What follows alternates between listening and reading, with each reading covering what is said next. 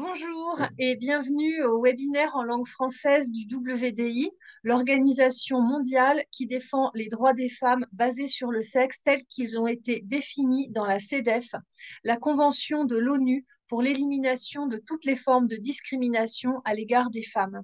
C'est pour cette raison que le WDI est à l'origine de la Déclaration des droits des femmes basée sur le sexe, parce que les violences subies par les femmes sont le résultat de rapports sociaux historiquement inégaux entre les sexes et que la forme de cette inégalité, c'est l'appropriation des femmes par les hommes. Afin de s'approprier nos capacités reproductives, cette appropriation passe par l'appropriation d'une épouse par un mari. C'est bien en fonction de leur sexe que les femmes et les filles subissent des violences et non pas en fonction d'un ressenti quelconque et mystique. Notre déclaration compte déjà plus de 39 000 signataires à travers le monde provenant de 160 pays et c'est un chiffre qui augmente de 200 signatures par semaine. Nous vous invitons à signer notre déclaration à votre tour si ce n'est pas déjà fait. Notre déclaration, elle se compose de 9 articles, parmi lesquels l'article 1 réaffirme que les droits des femmes sont fondés sur notre sexe. L'article 4 réaffirme le droit des femmes à la liberté d'expression et d'opinion. Et l'article 8 réaffirme la nécessité d'éradiquer la violence à l'égard des femmes. Aujourd'hui, nous recevons Blandine. Blandine est une enseignante de 56 ans qui réside à Avignon, où elle milite dans divers groupes féministes. Elle est fondatrice et présidente du groupe Oser le féminisme 84, qui compte environ 50 adhérentes à ce jour et qui est très visible localement. Blandine fait aussi partie du groupe de femmes qui ont fondé le WDI France Nous Femmes. Elle est administratrice et membre du bureau de WDI France Nous Femmes. Elle a également créé avec quelques amis du WDI le podcast Rebelles du genre qu'elle dirige aujourd'hui seule. À ce jour, elle a publié 105 témoignages de femmes critiques de l'idéologie du genre et je vous invite vraiment à aller écouter ces témoignages. Abolitionniste convaincue de toutes les formes d'exploitation du corps des femmes, elle milite pour l'abolition de la prostitution, de la pornographie et bien sûr de la GPA. Elle est entre autres engagée au mouvement du NIE et administratrice du Front féministe international. Et elle travaille actuellement à la constitution d'un groupe de réflexion sur la sensibilisation aux enjeux abolitionnistes. Pour les femmes que ça intéresse, vous pouvez la contacter. Et pour finir, elle a créé en 2020 un groupe d'activistes avignonnaises qui s'appelle les Amazones d'Avignon, qu'elle va nous présenter et qui ont joué un rôle important lors du procès Pellico, dont la première partie vient de se conclure. Alors, bonjour Blandine. Bonjour. Ben voilà, tu vas venir nous parler de ta présence et puis de votre présence, de votre groupe à Avignon pendant ce procès. Est-ce que tu peux déjà commencer par nous rappeler les faits? De quoi on parle par rapport à ce procès? Alors oui, je vais vous présenter. Alors j'ai préparé un diaporama. Alors je m'excuse à l'avance de sa longueur. Voilà, donc aujourd'hui je vais vous parler du procès dit des violeurs de Mazan avec une perspective féministe. Alors je vais parler essentiellement, je vais analyser les faits d'un point de vue féministe. Je vais parler aussi des actions féministes autour du procès et aussi l'analyse que l'on peut faire, l'interprétation de ce qu'il en reste en fait. Déjà, la première chose, je vais présenter vite fait le groupe des Amazones d'Avignon parce que c'est quand même important, je vais en parler beaucoup. Alors, les Amazones d'Avignon, déjà, son histoire, c'est...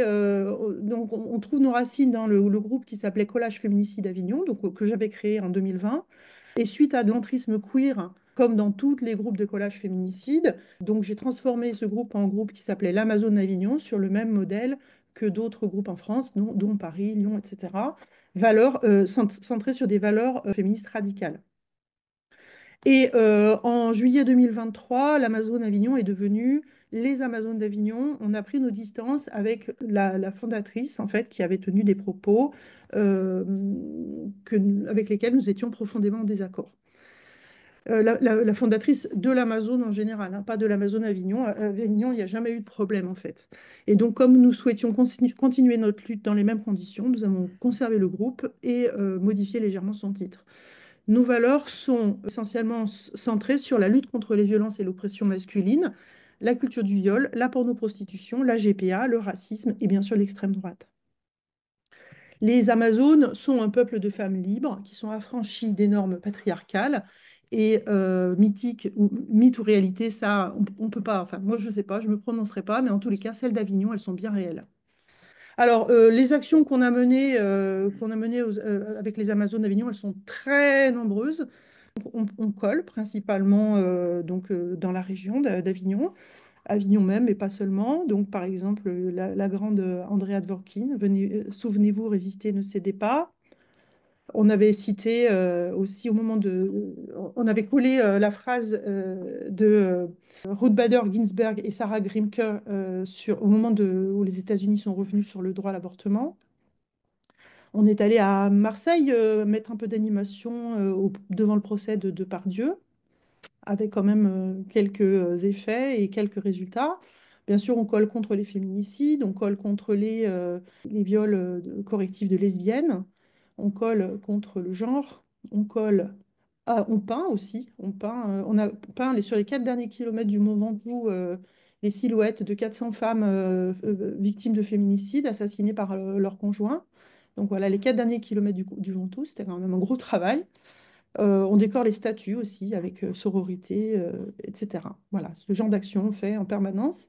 Et évidemment, on mène des actions qui sont collectives. Alors là, spécifiquement, bien sûr, on allait y être hein, sur le procès. Donc on a décidé qu'on allait faire une action qui serait collective, et c'est ce qui s'est passé. Et je tiens à le dire parce que dans les femmes qui sont présentes aujourd'hui et dans celles qui ne sont pas présentes à ce webinaire, je tiens à remercier chacune d'entre elles pour sa participation. Beaucoup, beaucoup de femmes sont venues et on n'aurait rien pu faire sans le groupe. Donc même si c'est moi qui m'exprime, je tiens à le dire, c'est vraiment une affaire collective. Féministe, bien sûr, basée sur la valeur de la sororité comme valeur centrale, radicale, avec parfois le fait de privilégier ce qui est légitime à ce qui est légal. Donc on a de l'action qui est en conscience, parfois pas complètement légale, voire pas du tout. Nous sommes aussi inclusifs, j'aime bien ce mot, et comme tout le monde d'ailleurs, hein, parce que j'aime bien quand on dit je suis inclusive, ah bah non, pas moi. Si, si, nous incluons toutes les femmes, par contre seulement les femmes. Nous sommes un groupe qui mène des actions locales, mais nous avons aussi des Amazones d'Avignon qui habitent loin, comme à Dijon par exemple. Et on a eu beaucoup d'aides, notamment internationales aussi sur ces derniers mois.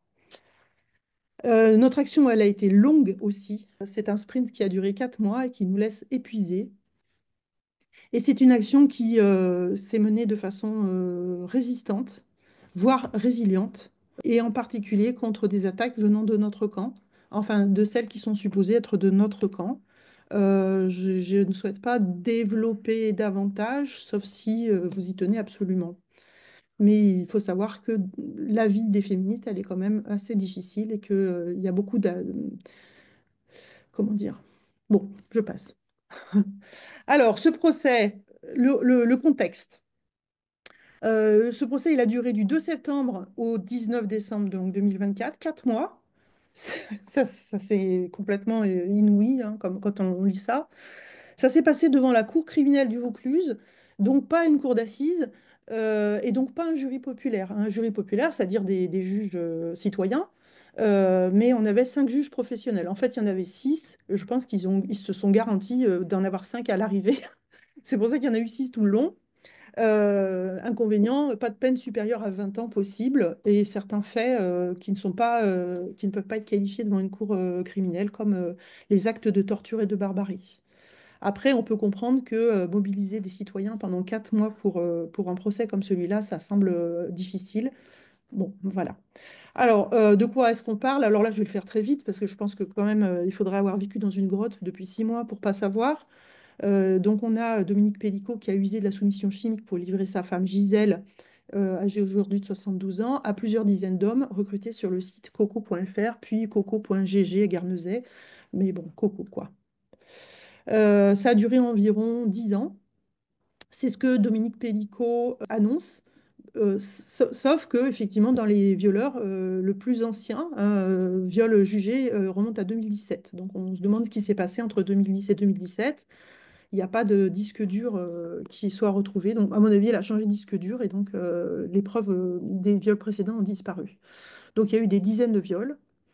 51 violeurs ont été interpellés, sont aujourd'hui âgés de 24 à 74 ans, de tous les milieux sociaux. Ils exercent toutes les professions. Il y a des pompiers, gardiens de prison, journalistes, infirmiers, chauffeurs routiers, etc. Vendeurs à Biocop, etc. Aujourd'hui, on a à peu près 30 autres violeurs qui sont recherchés, pour lesquels il y a des photos, mais on ne les a pas retrouvés. Alors apparemment, on vient d'en retrouver encore un, donc il va y en avoir d'autres qui vont se faire pincer, on espère. Voilà. Et évidemment, pour toutes ces raisons-là, c'est un procès qui était complètement inédit en France. J'ai jamais entendu parler d'un truc pareil. Et ben, pas de peau, c'est tombé à Avignon. Et on était là, et on était prêts. Alors, on avait finalement 51 hommes jugés, dont un en fuite, et deux types, enfin, on va dire deux profils, Dominique Pellicot et les 50 violeurs. Alors, Dominique Pellicot, lui, c'est quelqu'un qui a toute sa vie été très violent, un escroc déjà, qui a toujours dépensé plus que ce qu'il gagnait, qui s'endettait, enfin, prenait de l'argent partout où il en trouvait, qui faisait donc pratiquait l'upskirting, c'est-à-dire la prise de photos dans les cabines d'essayage. Et il avait été attrapé pour ça en 2011 ou 2010, je ne sais plus. Et il avait eu, attention, une amende de 100 euros. Voilà. Donc on lui a dit en gros, c'est pas bien, faut pas refaire. Ça n'a pas marché. Il sera bientôt jugé pour deux meurtres, enfin un meurtre et une tentative de meurtre précédés de viol. Donc à chaque fois des agentes immobilières à qui donner rendez-vous. Il y avait un mode opératoire. Et a priori, la même des viols également sur au moins cinq agentes immobilières. Bon, là, c'est en cours d'instruction. Bien sûr, les viols sur Gisèle, des agressions sexuelles sur ses petits-enfants et des prises de photos de ses belles-filles également et un gros point d'interrogation pour sa fille Caroline. Les 50 violeurs, eux, c'est vraiment la banalité du mal. Il y a de tout, des violents conjugaux, des trafiquants de drogue, des clients de pédopornographie, des zoophiles, des violeurs, des hommes violents qui pratiquaient la soumission chimique sur leur compagne.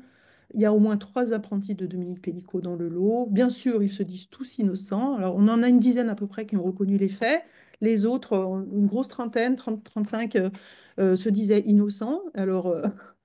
Alors qu'il y a toutes les vidéos, toutes les preuves, hein, vraiment toutes les preuves, qui sont parfaitement identifiées sur les vidéos. Ils se disaient tous victimes de Dominique Pellicot, donc ça c'est vraiment leur point commun. Donc ils étaient les vraies victimes. Parfois ils ont même dit qu'ils étaient victimes de Gisèle, voire victimes de Caroline, on ne sait pas trop pourquoi. Et en tout cas, il y a une chose qu'on peut dire, c'est que violeur égale menteur. Voilà, ça c'est prouvé. Ces hommes, ils avaient des preuves il y avait des preuves de leur viol. Et il continuait à dire, c'est pas à moi. Par exemple, il disait, c'est mon corps, mais c'est pas mon cerveau. Et bien sûr, 35 ont plaidé l'altération du discernement, donc qui n'a pas été retenu d'ailleurs, pour dire que ce n'était pas ma faute. Voilà. Donc là, je mis une petite tête de vainqueur. Hop. Alors, il était évident qu'on allait y être. Hein, donc, nous, les Amazones, on avait dit qu'on y serait. Et bah, on y était. Voilà, on y était. Dès le 2 septembre, bah, on y était. Alors là, il y a une petite partie des Amazones, hein, mais on est beaucoup plus nombreuses que ça à avoir été sur les actions. Donc on y était et on a mené beaucoup d'actions féministes autour du procès. Alors, les actions, donc là, je vais développer les différentes façons dont nous, féministes radicales, avons jugé bon d'agir autour du procès. Je ne prétends pas avoir fait quelque chose d'exhaustif. Je suis sûre qu'il y a plein de choses qu'on aurait pu faire ou qu'on aurait dû faire et qu'on n'a pas eu l'idée de faire ou les moyens de faire. Voilà, donc là, je vais juste lister ce que nous avons fait. Donc, nous avons géré notre présence déjà en salle d'audience. On avait un tableau, en fait, qui est sur un drive, tout simplement, dans lequel on s'inscrivait et il y avait deux à quatre femmes par demi-journée qui étaient présentes, donc de notre groupe, qui étaient présentes au procès. Donc, ce qui nous a permis de développer une vraie expertise sur le procès et puisqu'on partageait ensuite en permanence hein, sur un groupe WhatsApp ce qu'on avait entendu aux audiences, on prenait des notes, qu'on partageait, etc. Donc, on a déjà cette expérience-là, cette expertise-là. On a également accompagné les femmes au palais de justice. Alors, quand je dis accompagner, c'est qui? Bah déjà, la première personne qu'on a accompagnée au palais de justice, c'est Gisèle. Gisèle et sa famille. Et en particulier, c'est moi qui ai démarré les applaudissements, c'est-à-dire qu'un jour, on faisait une sorte de haie de stupeur à la sortie du tribunal. Et quand tous les violeurs sont passés et qu'on nous faisait taire, bien sûr, quand Gisèle est arrivée, je me suis sentie extrêmement, enfin, pleine de gratitude en fait et d'admiration pour cette femme. Et j'ai applaudi. Et puis d'autres femmes ont applaudi. Et puis c'est devenu un rituel. Et en fait, c'est devenu quelque chose qui a été remarqué, je dirais un peu tout le temps. Donc chaque fois que Gisèle entrait ou sortait, elle avait des applaudissements des femmes qui étaient présentes. Alors je dis le public, mais c'était des femmes. On était 95% de femmes. Ça fait partie des choses d'ailleurs sur lesquelles on pourrait discuter. Mais on n'était pas présente que pour elles. On était aussi à la rencontre et en soutien des femmes qui étaient venues assister au procès. On a été beaucoup, beaucoup contactés sur nos réseaux sociaux par des femmes qui voulaient venir, qui voulaient des informations, qui n'avaient pas d'informations. Le tribunal ne donnait pas d'informations sur le déroulement du procès. Donc nous, on donnait les informations, les horaires, le lieu, etc. Et puis on était présente pour les soutenir. Et c'est vrai que parfois, il y a eu des femmes qui ont un peu décompensé parce que c'était bon, extrêmement traumatisant. Je reviendrai dessus. Donc on a été en soutien à ces femmes-là à leur rencontre. Et on a été également en soutien des compagnes et des ex-compagnes des violeurs, qui étaient ben, on est féministes, hein, donc nous, c'est toutes les femmes. Et donc, il y avait enfin, elles étaient toutes, évidemment, convoquées au tribunal, souvent sans avocat, pour parler de leur vie avec le violeur. Et voilà, et donc c'était extrêmement traumatisant pour elles, très, très anxiogène, et souvent, elles nous ont demandé de l'aide. Donc, on en a trois qui nous ont demandé de les accompagner, c'est ce qu'on a fait. Alors après, bien sûr, on ne s'est pas contenté de ça. On a eu ce qu'on appelait, ce que je mettrais dans un grand sac qui s'appelle l'activisme. Alors l'activisme, c'est quoi? Les collages. Donc là, je vous invite à aller voir notre site, notre compte Instagram, les Amazones d'Avignon, pour voir nos collages. Je les ai pas tous publiés parce que j'ai qu'une vie, pas le temps de tout faire, mais il y en a quand même quelques-uns. On est allé à peu près coller 30 fois sur la durée du procès et je dirais en moyenne une dizaine de phrases à chaque fois, donc à peu près 300 phrases. À la fin, il n'y avait plus de mur. Heureusement, la mairie nettoie de temps en temps. Les thèmes, à chaque fois, on collait sur des thèmes. Donc, d'abord, soutien à Gisèle. Donc, enfin, on travaille, hein, on colle pas n'importe quoi. C'est-à-dire qu'on discute, on élabore nos phrases, on peint les phrases et ensuite on les colle. Et ce sont des collages à thème. Donc, il y a eu d'abord soutien à Gisèle, dénonciation des violeurs. Ensuite, on a collé contre le huis clos. On a collé des phrases citées mot à mot des verbatims de Gisèle, de Caroline, des violeurs, des avocats. On a réclamé justice pour les femmes. On a eu un collage de 25 phrases, 25 fois 20 ans pour chacun, histoire que le message rentre bien. On a collé merci Gisèle, etc., etc.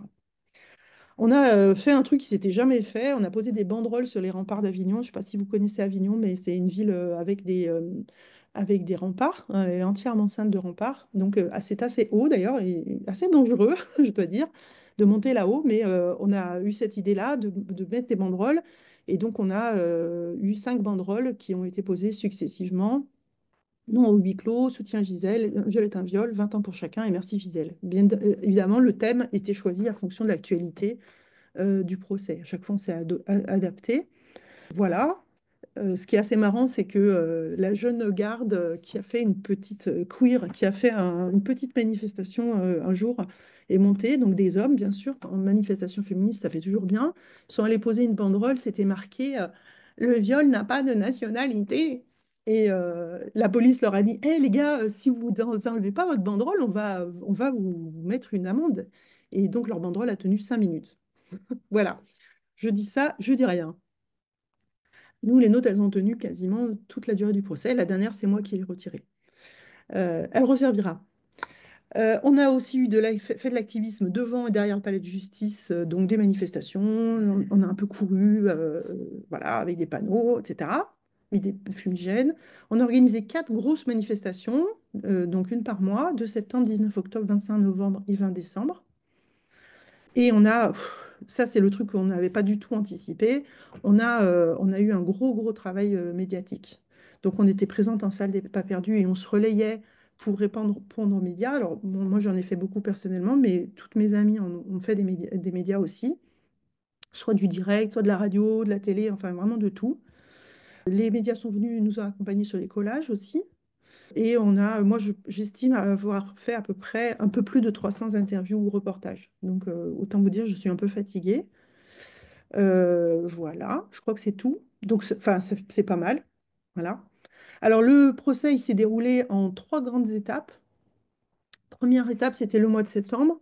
Donc là, le mois de septembre, ben, c'est le début, la stupeur, on découvre le truc.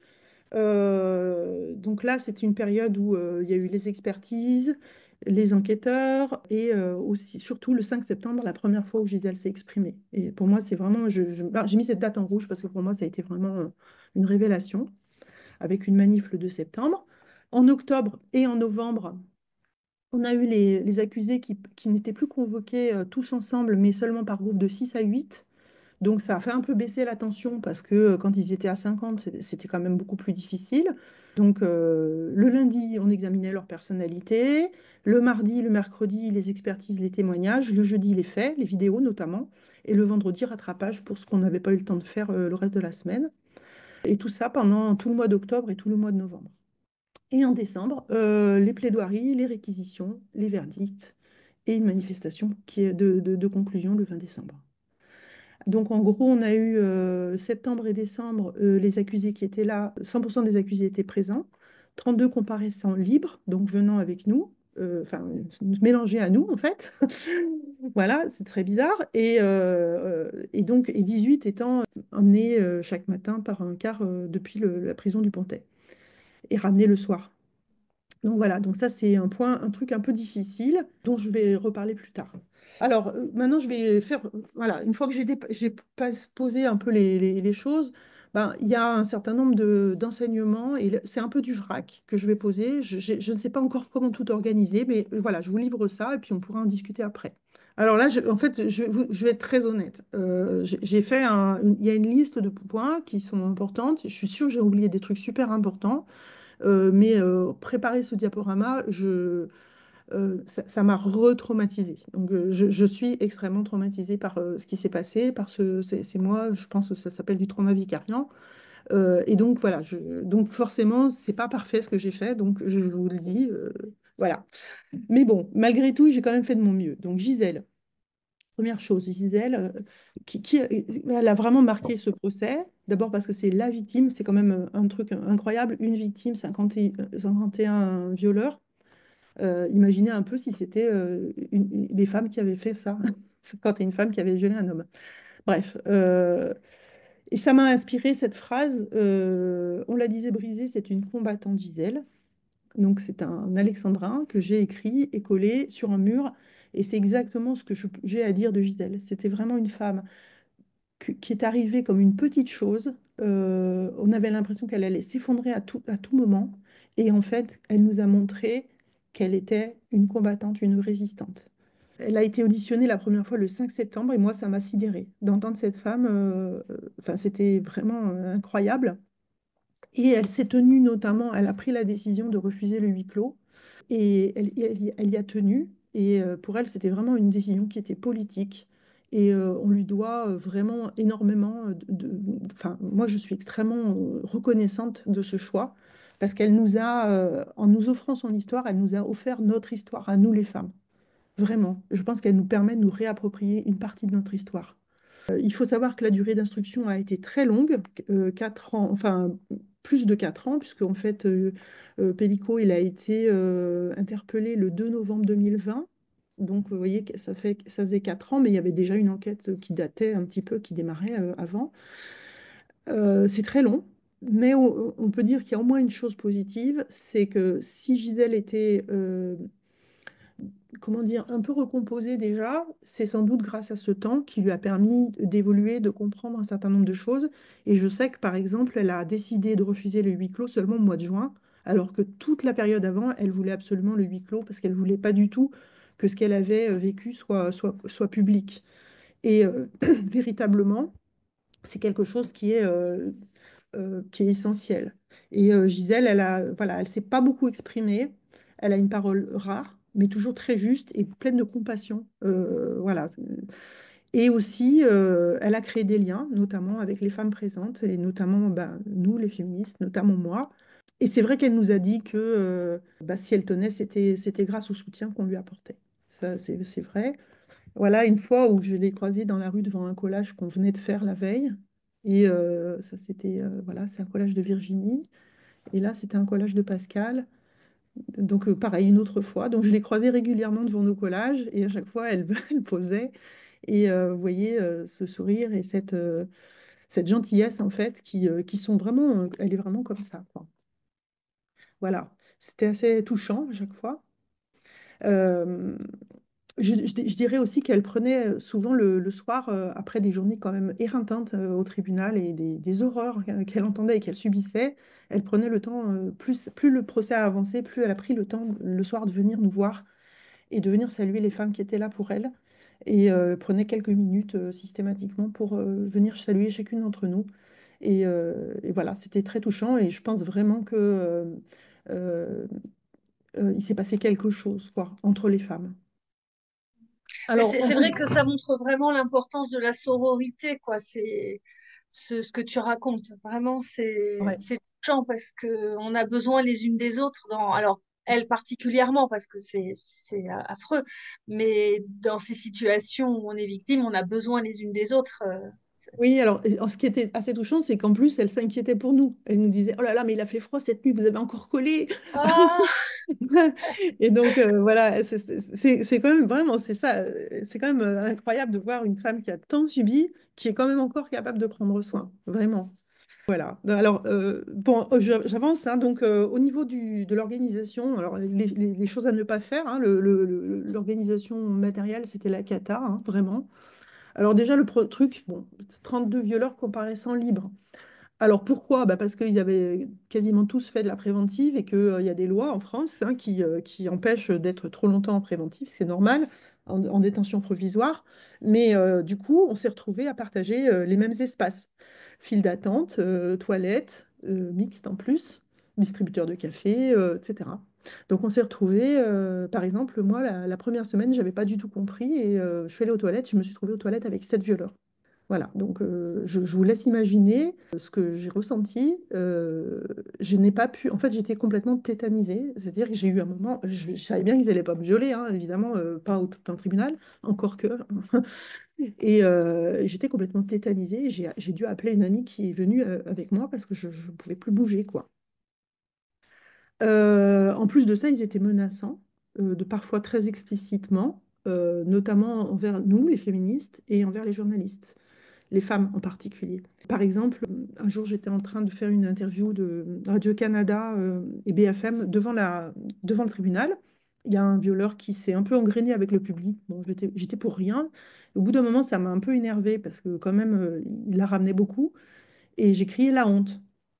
Et ensuite, le gars, il a fondu les plombs et il s'est mis à hurler en disant tu vas voir, je vais venir violer ta mère. Devant les caméras, devant les juges, devant les avocats, devant les flics, devant tout le monde, en fait. Et mais ça a été filmé en plus, hein, ça a parce que été filmé, ouais. c'est ça, j'ai vu cette vidéo Ça a été filmé. Oui, oui, c'est ça, ça a été circuler, filmé. ouais. Voilà, c'était moi, en fait. Oui, oui, oui. Voilà, et son avocate a dit oui, mais il faut dire qu'elle a un peu cherché. Voilà.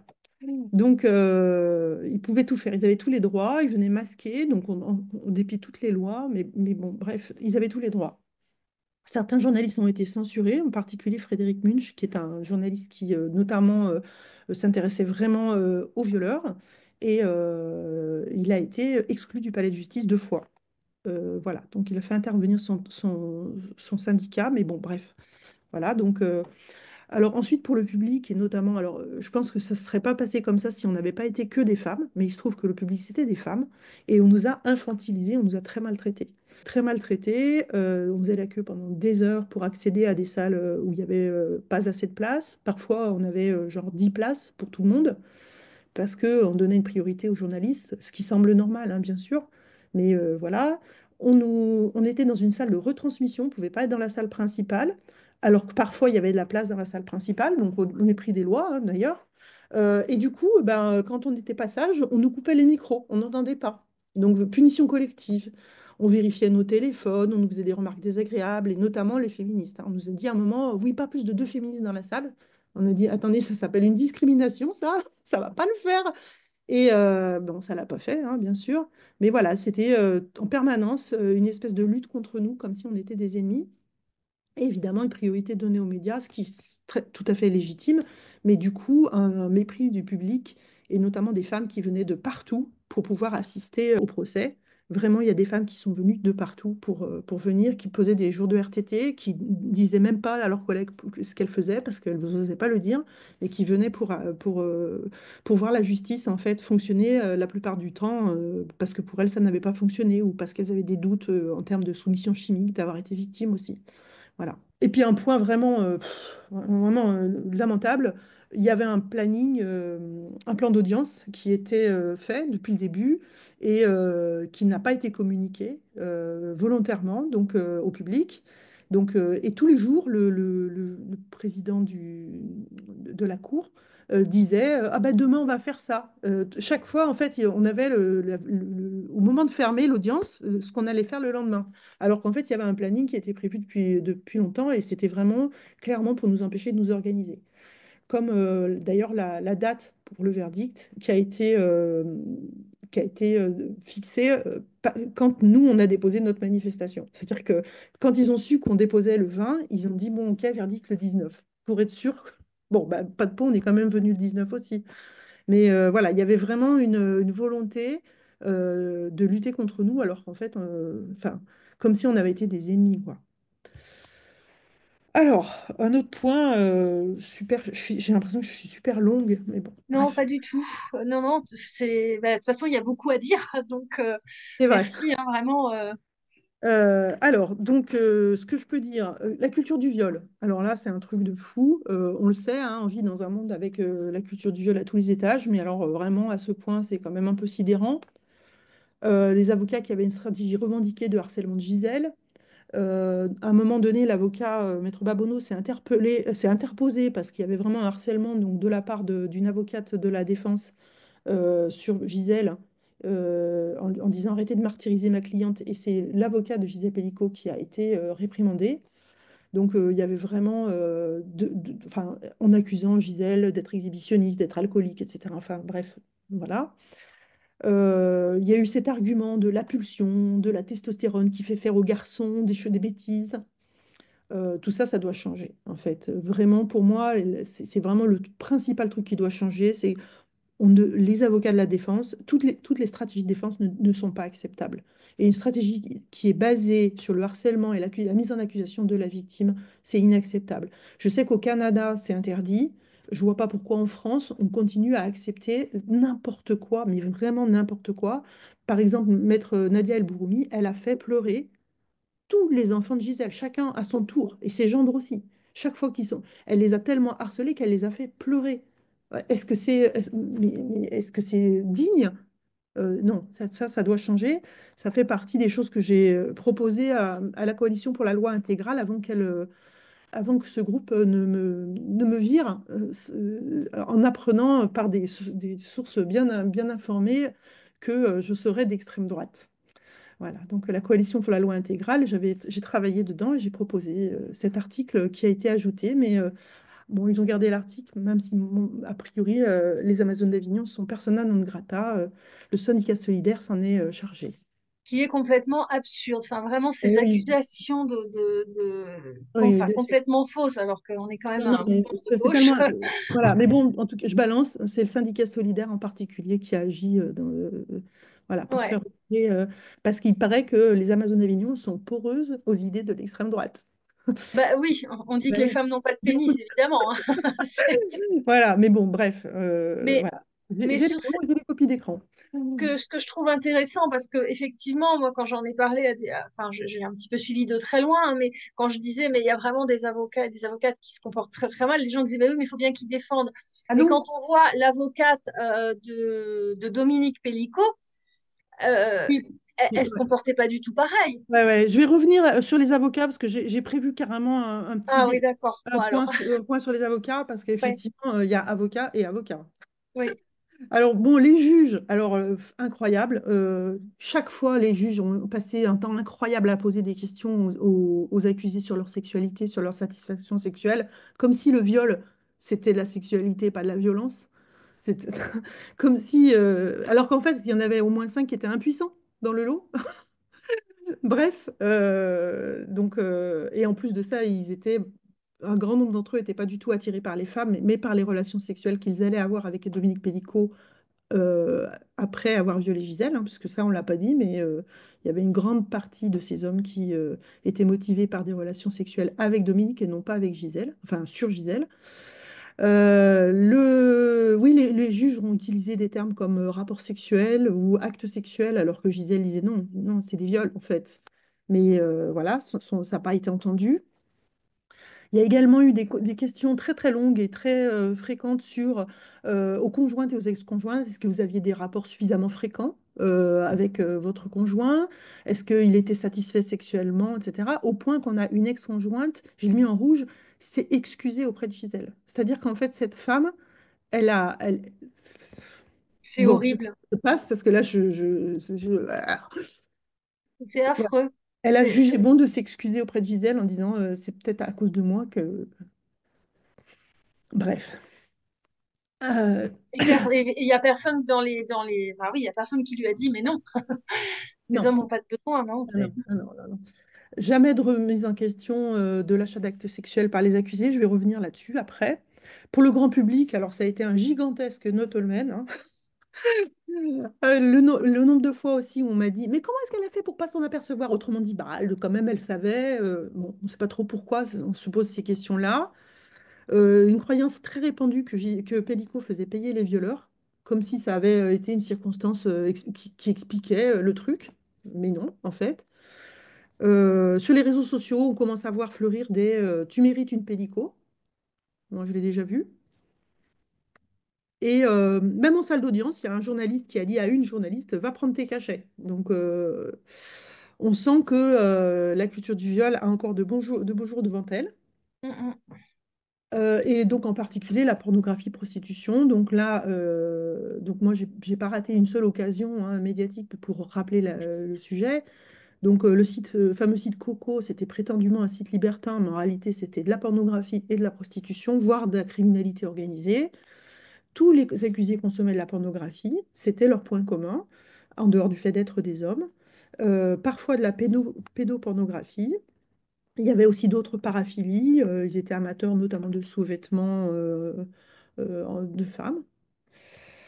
Euh, Ensuite, par rapport à la pornographie, il faut savoir que Dominique Pellico réalisait ses films ensuite, tout de suite après, hein, il faisait des montages. Et donc, il faisait des montages exactement comme des films porno, avec des séquences et des titres très explicites. Je vais vous épargner ça, mais des titres qu'on retrouve dans les films porno. Les violeurs exécutaient un scénario exactement comme dans un porno. Tu fais ça, ensuite tu fais ça, ensuite tu fais ça, enfin voilà. Pour ce qui est de la prostitution, eh bien, ils étaient nombreux à consommer hein, de la prostitution. Il y en a même un qui a dit bah, quel routier, jamais allé aux putes. Voilà. Au moins l'un d'entre eux se prostituait une femme handicapée. Pareil, il lui est rien arrivé. Et pas une seule fois, la loi Olivier Coutel, qui est la loi française abolitionniste du 13 avril 2016, n'a été évoquée par les juges, alors qu'il s'agit d'un délit. En France, on n'a pas le droit de recourir au service d'une personne en prostitution, ni même de solliciter un acte de prostitution. C'est un délit et ça n'a jamais été rappelé. Donc voilà, donc ça fait partie de la culture du viol, mais je voulais faire un petit point spécifique là-dessus. Ensuite, on a eu un gigantesque écran de fumée avec tout un débat sur la loi sur le viol et sur le consentement. Donc, un moment médiatique centré sur la définition du viol. Les journalistes, je pense, à ce moment-là, ils n'avaient rien d'autre à se mettre sous la dent. En tous les cas, donc je rappelle que la loi française, c'est un viol est tout acte de pénétration sexuelle ou acte bucco-génital imposé par violence, contrainte, menace ou surprise. Voilà la définition de la loi.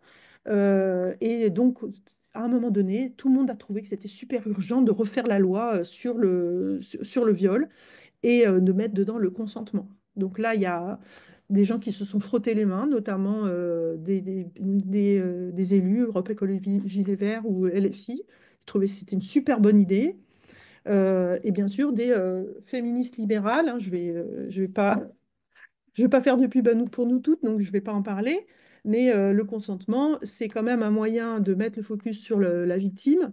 Est-ce que c'est vraiment ce que nous voulons? Est-ce que le comportement de la victime, est-ce que c'est le problème quand il y a un viol? Donc en France, on est assez fiers de dire que non pour le moment. Et en tous les cas, s'il doit y avoir un débat, pourquoi pas, hein, pourquoi pas? Je sais qu'il y a des féministes, des vrais féministes qui sont également pour l'introduction du consentement dans la loi. Mais en tous les cas, ça ne doit pas se faire sans les femmes et sans les féministes. Comme là, ça a été, il y a eu une tentative de faire ça à la va-vite, comme si ça allait tout régler. Je rappelle que ici, dans le cas des violeurs de Gisèle Pelicot, on est sûr à 100% qu'il s'agit de viol. La question n'est pas est-ce que c'est des viols, en fait. La question, c'est est-ce qu'on va appliquer la loi? C'est plutôt ça, le sujet. Et donc, tout ça pour ne pas parler de la réalité. La réalité, c'est quoi? D'abord, que l'impunité en France, c'est la règle. 10% des femmes victimes de viol portent plainte. 94% des plaintes sont classées sans suite ou non-lieu, je ne sais plus. Donc, ça nous donne 99,4% d'impunité. C'est la règle. L'autre problème que je n'ai pas cessé de rappeler donc aux médias, c'est l'omniprésence de la pornographie et de la culture du viol. Là, on était vraiment dans des scénarios qui étaient exactement de la reproduction de ce qui se passe dans le porno. La seule différence, c'est qu'ils passaient à l'acte, c'est tout. Il faut savoir que, en moyenne, Dominique Pélicaud proposait à des hommes de venir violer sa femme, Gisèle, de façon très explicite, hein. L'annonce, il n'y avait pas du tout d'ambiguïté sur ce qu'ils allaient faire et sur le fait qu'elle serait sédatée. Donc il y en avait 7 qui acceptaient sur 10, donc 3 refusaient. Tous ceux qui acceptaient sont venus, ils sont allés jusqu'au bout. Certains n'ont pas réussi à avoir une érection suffisante, donc ont commis des viols avec d'autres moyens, des doigts, des instruments, des légumes. Il y en a un qui est effectivement pour lequel on n'a pas pu prouver Bon, bref, il vend des mous. Voilà. En tous les cas, aucun n'a dénoncé les faits. Aucun. C'est-à-dire qu'il y a des centaines d'hommes, littéralement des centaines d'hommes qui étaient au courant, et aucun n'a fait tomber cet édifice mortifère. C'est la fraternité comme haine des femmes, guerre contre les femmes. Voilà, donc ça c'est vraiment pour moi le plus choquant, c'est ça, c'est tous ces hommes avaient la possibilité de dénoncer, aucun ne l'a fait. Alors évidemment, c'est pas tous les hommes, je vais pas refaire un autonomène, mais voilà. Autre chose, le problème c'est pas Mazan, même s'ils ont un maire particulièrement débile. Donc Mazan, c'est pas le problème, parce qu'en fait, il y a beaucoup de gens qui disent oui, le procès de Mazan, etc. Comme s'il y avait une sorte de microclimat à Mazan. Mais c'est bien, c'est pratique, on a concentré tous les violeurs à Mazan, puis du coup, on est tranquille partout ailleurs. Bah non, en fait. Dans la réalité, chaque femme vit entourée de dizaines, voire de centaines d'hommes qui seraient OK pour venir la violer s'ils étaient assurés de l'impunité. C'est ça la vérité. C'est ça, mesdames, que vous devez comprendre. Et ça, bah, on tombe de haut quand on le comprend, hein. Alors, Notolmen, peut-être. En tout cas, seulement des hommes, ça c'est sûr, et beaucoup trop d'hommes, c'est sûr aussi. Je suis presque devenue un tout petit peu misandre. Alors, voilà, je change de sujet. Alors, Euh, c'est une question, je- Corinne? oui, je me permets, tous des hommes, mais des hommes aussi au niveau de leur orientation sexuelle. Je pense qu'il Oui, y a alors, peut-être... c'est des hommes des hommes homophiles, on va dire, puisqu'en fait, ils étaient quand même tous motivés par le fait d'avoir des relations sexuelles avec Dominique Pellicot et non pas avec Gisèle, enfin sur Gisèle, puisqu'en fait, c'était le deal, c'était tu violes ma femme et ensuite on a des relations ensemble. Ou alors ils avaient aussi des relations en même temps. Enfin bon, bref, je ne vous fais pas de dessin, mais clairement, il y a un profil d'homme qui aime les hommes, vraiment, et qui hait les femmes. Voilà, on va dire ça comme ça. Not all gay, bien sûr. Alors, maintenant parlons du corps médical. Il faut savoir quand même que le premier qui a ouvert la boîte de Pandore, c'est un infirmier sur un site porno, je crois, enfin, ou un pote de Dominique Pellicot. Gisèle ne voulait pas être sodomisée. Du coup, il lui a donné la recette. Il lui a dit, bon, c'est simple, tu fais ça et ça et ça, et tu verras, tu vas y arriver, ce sera sans problème. Et c'est ce qu'il a fait. Donc il faut savoir que c'est un infirmier qui a donné la recette au départ. Il n'a pas été inquiété, hein. Ensuite, ben, Dominique Pélicaud s'est fait prescrire ses médicaments. Et bien sûr, il y a un pharmacien qui peut-être aurait pu se rendre compte. Alors moi, je ne suis pas du tout en train d'accuser, mais en tout cas, je me demande en fait à quel moment on ignore les choses, jusqu'à quel point. En tout cas, le médecin, lui, il a refusé de comparaître. Il a été convoqué, il a refusé, et on a accepté son refus. Il faut savoir aussi que Gisèle, elle avait de nombreux signes cliniques, hein. Elle avait des pertes de mémoire, perdu 10 kilos, perdait ses cheveux. Enfin, on craignait vraiment pour sa vie, quoi. Et donc, elle allait faire beaucoup d'examens médicaux auxquels systématiquement Dominique Pélicaud l'accompagnait. Et ça, on peut se poser la question aussi de la légitimité du conjoint systématiquement sur les examens médicaux, puisque ça lui permettait d'enfumer un peu les praticiens. Bah, surtout quand on sait qu'une des recommandations enfin, par rapport à la lutte contre les violences faites aux femmes, ça s'adresse aux médecins et c'est de pratiquer le questionnement systématique et de poser, enfin, que ce soit les médecins, les travailleurs sociaux, enfin, toute personne qui accueille du public, c'est de poser systématiquement la question aux femmes, est-ce que vous subissez des violences ou est-ce que vous en avez déjà subi? Donc, Oui, alors, apparemment, ces médecins-là, ils suivent pas cette recommandation parce que tu peux pas poser la question s'il y a le conjoint, hein. Enfin, exactement. En revanche, clairement, de toute façon, Gisèle n'aurait pas répondu oui, dans la mesure où elle était complètement dans l'ignorance de ce qui lui arrivait, hein. Il faut quand même, bien sûr. ça, il faut bien le rappeler. Mais en tous les cas, si c'était valable avant, maintenant, à partir d'aujourd'hui, c'est fini, c'est plus possible. On doit chercher ça aussi, hein. Et c'est pour ça que je dis, pour conclure, négligence ou complicité, point d'interrogation. La vérité, c'est qu'on ne trouve que ce qu'on cherche. Donc à partir de maintenant, il va falloir aussi que les médecins, ils cherchent ça. Parce qu'il ne s'agit pas de juste une Gisèle Pélicaud comme ça. Malheureusement, c'est beaucoup plus grave que ça. Justement, j'arrive sur la soumission chimique. Donc, il y a un énorme chantier, hein, avec l'association Mandorpa qui a été créée par Caroline Darian, donc la fille de Gisèle Pélicaud. Donc cette association, elle va lutter contre la soumission chimique, mais ce qui est important, c'est de comprendre que la soumission chimique, c'est pas vraiment le problème. Le problème, c'est la violence masculine.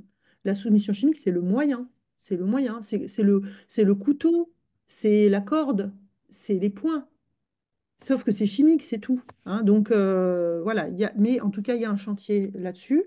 Et il faut savoir que la semaine dernière, hein, donc, il y a une journaliste allemande qui a trouvé un groupe, qui a mis à jour un groupe Telegram où 70 hommes s'échangeaient des astuces donc, de soumission chimique pour droguer, violer des femmes, partager des fichiers, des vidéos, etc. Je viens de violer ma soeur, je viens de violer ma copine, je viens de violer ma mère. Voilà, donc en fait, c'est pas du tout, malheureusement, on n'a pas du tout fini avec ce procès sur la soumission chimique, parce qu'il s'agit de la guerre que certains hommes mènent contre les femmes. C'est de ça qu'on parle en fait.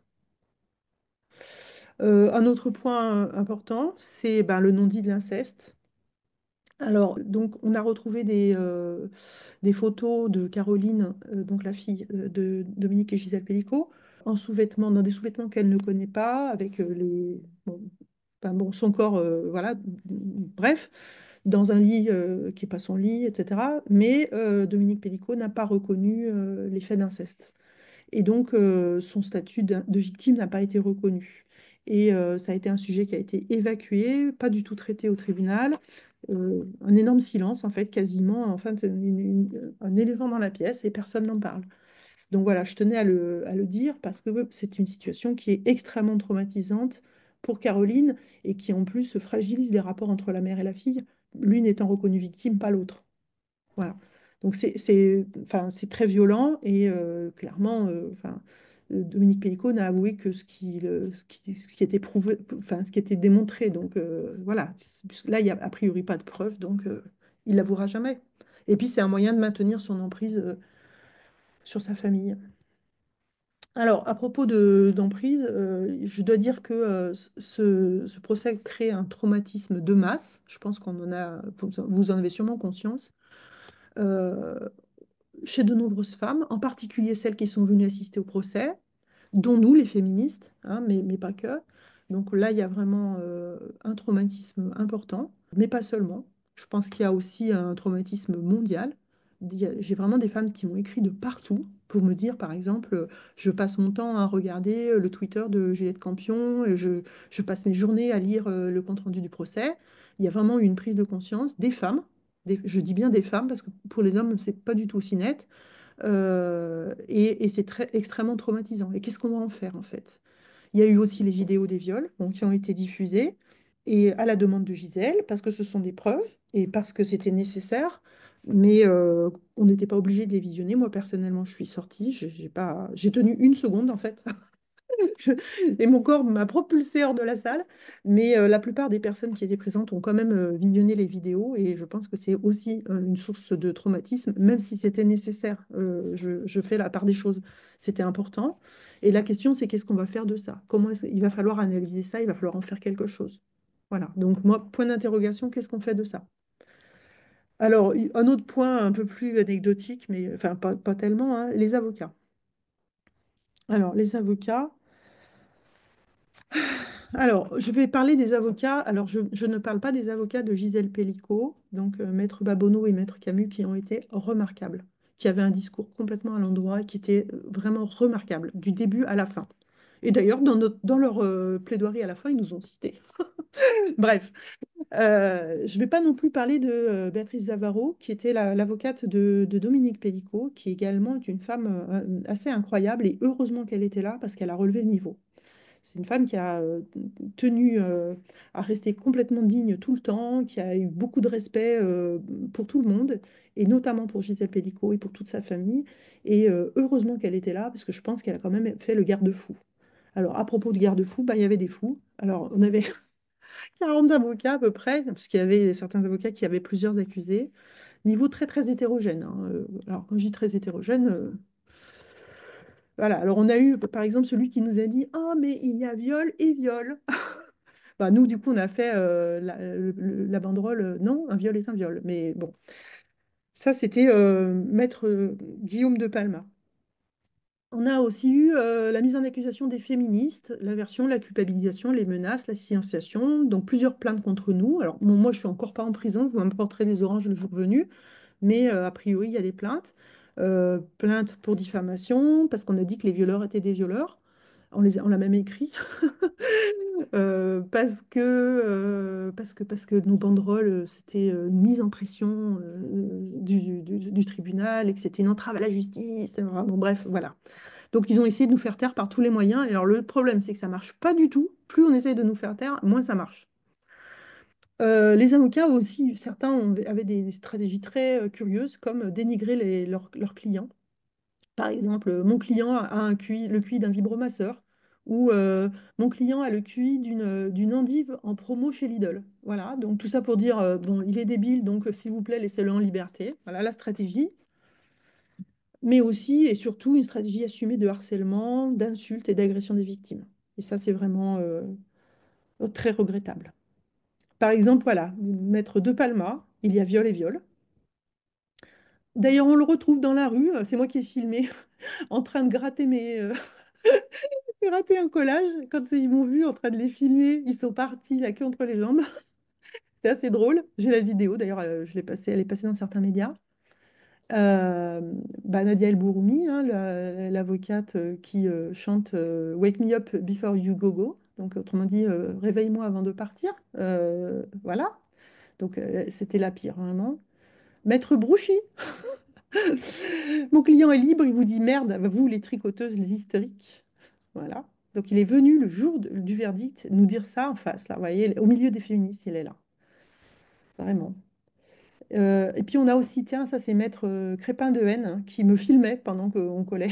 Alors bon, du coup, je l'ai filmé, je l'ai contre-filmé, on a fait bataille, je te filme, tu me filmes.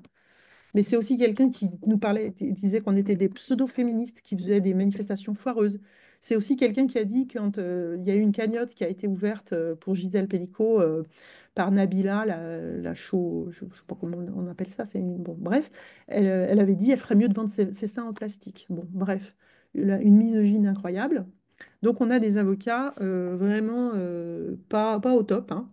Et c'est pour ça qu'au lieu de il y a viol et viol, on peut dire il y a avocat et avocat. Et on n'a pas eu que du bon, hein. Vraiment pas que du bon. On a eu du pathétique. Les accusés, ben, ils ont fonctionné comme une meute. dès qu'ils ont compris en fait qu'ils étaient plus nombreux que nous, parce que c'est la vérité, ils étaient plus nombreux que nous, surtout les premiers jours, hein, on était vraiment dans un rapport de force très défavorable. Ils nous ont menacés, ils ont pris des photos de nous, ils nous ont filmés, ils sont venus masqués aux audiences, hein, en dépit de la loi. Leurs avocats les appelaient les garçons, des petits poussets qui ont fait des bêtises. Ils se sont énormément apitoyés. Ils ont tous pleuré. J'en ai pas vu un seul, un truc de fou. J'en ai pas vu un qui a pas pleuré. Ils ont tous pleuré. Après, Ils quand n'ont pas pleuré sur Gisèle, ils ont ah pleuré ben pas sur du eux-mêmes. tout. Ils pleuraient sur oh, vous ne vous rendez pas compte le choc carcéral ou oh, ma vie est gâchée depuis le procès. En fait, non, ça va pas jusqu'à regretter les faits, hein. Non, non, non, non. C'était vraiment. Mais par contre, ils pleuraient tous, puis des vraies larmes, hein. Vraiment, il y en a même un, Joseph Coco, il pleurait, il pleurait, il pleurait. Il disait oui, je vois plus ma petite fille de 10 ans. Bah, heureusement, j'ai envie de dire, tant mieux. Et il avait trois copains flics qui étaient karatéka avec lui, qui étaient là pour le soutenir. Et il est retourné dans la salle. Et alors ce jour-là, j'étais dans la salle principale. Mais bref, faut pas dire. J'étais là. Et il pleurait, les joues baignées de larmes et tout. Et là, il arrive et les copains lui disent waouh, t'as été bon et tout. Et ils se sont fait un petit check, ils se sont tapés dans la main. Voilà. Et le gars, il est ressorti libre. Voilà. Il y en a même un qui a demandé où en était sa procédure d'adoption. C'est Redouane El Farid. Ben oui, hein, j'ai envie de te dire, ben, j'espère qu'elle est un peu oubliée. Il y en a qui ont dit c'est mon corps, pas mon cerveau. Il y en a même un qui a dit mais non, mais ben, justement, le fameux Redouane, mais non, mais je croyais pas qu'elle dormait, puisqu'il est infirmier anesthésiste, hein. Je croyais qu'elle était morte. Voilà, c'est dire le niveau, hein. Mais Alors, attends, parce que il me semble que tu m'as parlé, vous avez vu Ben Soussan? ah oui, oui, il y a eu Ben Soussan, ouais. Bah, qu'est-ce que tu veux que je te dise, il a fait du Ben Soussan. Il y a eu quand même des experts, il y a eu quelques experts masculinistes, mais alors il y a vraiment de tout en fait. C'est vraiment l'hétérogénéité c'est comme les avocats, il y a de tout. Hmm. Oui, on a eu Ben Soussan. Alors ce jour-là, j'y étais pas, mais bah, il a fait du Ben Soussan, il a fait du masculiniste, hein. Mais il n'y a pas eu que lui, hein. Il y a eu vraiment, il y en a un, il a expertisé sept hommes et il les a tous trouvés super. C'est tous bien, géniaux, vraiment, vraiment rien à dire. Sept violeurs. Bref. Allez, un petit truc, allez, un petit coup de griffe. Allez, les queers, pas de miracle. Alors, on avait collé cette magnifique. Je suis très fière de ce collage. Vous voyez la photo de Gisèle, c'est moi qui ai pris cette photo de Gisèle. Donc ensuite, je l'ai agrandie, détourée, je l'ai peinte, etc. Je l'ai collée et on a fait un beau collage qui disait justice pour Gisèle, justice pour toutes. Mais, mais, mais, attendez, c'est pas assez inclusif quand même, hein. Il faut être inclusif un peu dans la vie. Et donc, on a eu nos collages qui ont été dégradés par des queers, en fait, qui ont mis toast à la place de toutes et qui ont marqué no turf en dessous de notre collage.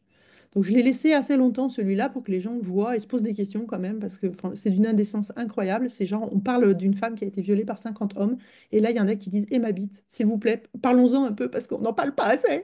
Donc, voilà, des hommes, des bites des hommes. Au moins, ça montre de quel côté ils sont. Voilà, alors là, je pense que c'est assez clair, mais bon, on n'a quand même pas laissé les choses, voilà, on l'a refait. Justice pour Gisèle, justice pour toutes les femmes. Donc, on en a rajouté une ligne.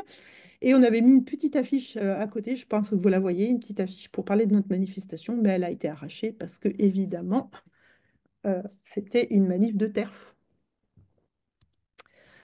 Je dirais ensuite, bah, maintenant on arrive presque à Oui, la non, fin. mais carrément, en fait, ils font de la. Oui, ils vous empêchent d'organiser une manif en soutien à Gisèle. Oui, c'est ça. Oui, bah, De toute c'est-à-dire qu'il façon, faut qu'elle après, soit inclusive. Il faut parler aussi des hommes, parce qu'on n'en et parle pas. voilà, il faut surtout parler des hommes. Ouais, Bah ouais. oui, on n'en parle pas assez, hein. Voilà. Alors, maintenant, pour terminer, je dirais, ben, il y a quand même l'enseignement, c'est la force des féministes radicales. On est parti pour un sprint, on a fait un genre de marathon et on est arrivé jusqu'au bout et brillamment. On a été présente en relais tout le temps au tribunal. On a été visible, on a été identifié par les médias, mais aussi par le public, et par les victimes et par les violeurs. On a fait un gros travail de conviction dans les files d'attente. On a beaucoup de femmes qui nous ont rejointes parce qu'on attendait beaucoup de temps, on faisait beaucoup la queue. Et j'ai envie de dire aussi, il faut aller au procès pour soutenir les femmes. Vraiment, ça c'est un enseignement parce que ça les aide vraiment. Gisèle nous l'a dit. Elle n'aurait pas tenu 2 semaines si elle n'avait pas été soutenue. Elle nous l'a dit. Enfin, moi, elle me l'a dit. Donc voilà. Est-ce qu'il C'est y avait d'autres organisations féministes? Est-ce que ces transactivistes, qui sont des grands féministes, ils étaient présents pour soutenir non. Gisèle? Enfin, je le demande, évidemment, je connais la réponse. Je tiens à dire qu'à Avignon, il n'y a eu aucune organisation féministe d'ampleur nationale ou Oui, qui soit venue, ni on même va dire. locale, à part les Amazones d'Avignon et Oser le féministe 84, et pas Oser le féministe tout court, puisqu'elles ne sont ni venues ni rien.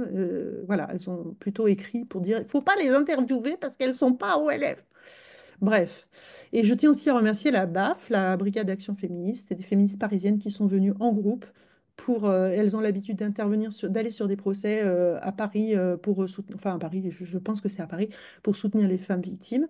Et elles sont venues soutenir Gisèle et nous soutenir nous. Et donc c'était vraiment super, vraiment c'était chouette.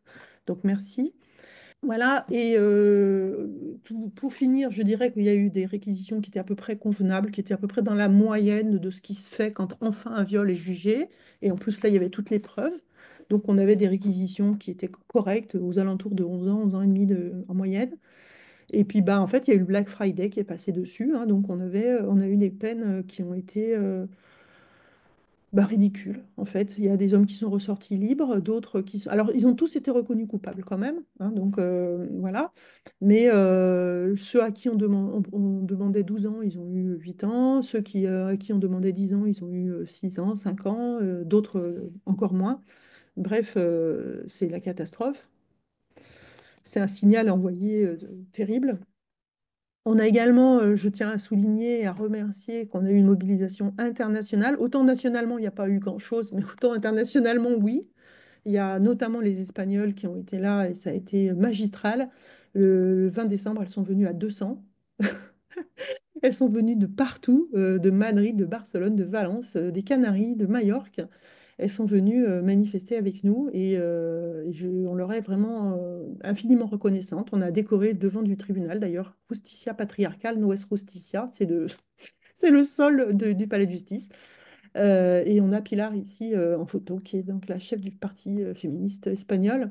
Mais on a eu également des féministes venant de Suisse, plusieurs de Suisse, qui sont venus d'Autriche, du Portugal, qui sont venus de Londres, etc., de Belgique. Il y a eu vraiment beaucoup de femmes qui sont venues de loin. Blandine, peut-être Oui, c'est Ghislaine, peut-être une petite question par rapport aux sentences. Il y a des gens qui ont eu zéro, il y a des violeurs qui ont eu zéro, d'autres non, jusqu'à 15 ans. non, non, Oui. ils ont tous été condamnés, mais comme ils avaient tous fait de la préventive, certains sont repartis libres. Il n'y en Ah, a aucun d'accord. qui a eu zéro. Ouais. Ah, Et d'ailleurs, d'accord. dans le féministe international, c'est bien que tu t'exprimes, Ghislaine, puisque je tenais aussi à dire qu'on a eu Valérie Pelletier, donc, qui est venue de D'accord. Montréal. On a eu aussi Betty Lashgar de Rabat qui était là, donc on a vraiment eu une mobilisation internationale. C'est bien. Juste pour revenir, donc il y a eu des différentes, si je comprends, il y a eu des gens qui ont eu moins, d'autres qui ont eu plus. Est-ce qu'il Oui, y avait une justification au oui. niveau, oui, de Alors, pourquoi moins, pourquoi plus, par exemple? en fait, il y en a qui sont venus qu'une fois, d'autres qui sont venus 6 fois. Donc ça va jouer. Après, ils ne faisaient pas tous la même chose. Il y avait aussi des récidivistes. Il y en avait qui avaient le sida. Enfin bon, il y a eu des circonstances aggravantes et d'autres, voilà, il y en a d'autres qui ont été condamnés en plus pour les détentions d'images pédoporno. Bon, bref, il y a eu les apprentis, donc ouais, il y a eu toute une gradation et il y en a qui bandent des mous. Alors apparemment, si tu bandes mou, c'est moins grave. Il y avait une question sur le fait de rendre public le nom des accusés et je vais y répondre parce que ça a été rendu public enfin, il y a des femmes qui ont fait circuler les noms réels des accusés. Tout à fait. On l'a fait, oui, tout à fait. Ouais. Alors, il faut savoir que la liste des accusés, elle est publique, hein. Les tribunaux, en général, publient, par exemple, si vous allez sur le site internet du tribunal de Bordeaux, vous avez tout ce qui est prévu avec les noms, etc. Avignon, ben, je pense qu'on n'a pas encore passé le cap du numérique, donc c'est affiché. mais c'est affiché dans un endroit public, donc les noms, les prénoms, tout est affiché en fait. Donc il suffit de prendre une photo de l'affiche et de la donner, hein. Enfin, c'est public, c'est de l'information publique et je dirais même c'est de l'information d'utilité publique. Oui, Donc c'est vrai que nous, on nous a dit, oui, mais vous vous rendez compte, les familles, ben oui, alors justement, nous, on se rend compte, les familles, c'est des co-victimes en fait. Comment c'est possible que ces hommes, ils aient encore la garde de leurs enfants? Et ouais. on a des hommes qui sont excités par la vulnérabilité, la soumission, et on essaye de me faire pleurer avec leurs enfants qui... Non, attendez, excusez-moi, mais non, quoi. Bah, et puis, Voilà. même pour protéger la famille, parce que si on déplace le fait de le savoir, si Gisèle, elle avait su, Ah, mais parce que évidemment. la première fois qu'il a été accusé pour filmer sous les jupes, si Gisèle l'avait su, ça lui aurait peut-être sauvé la vie. Et Donc, il malheureusement, faut que les familles le sachent, bien sûr, parce que ça va les sauver.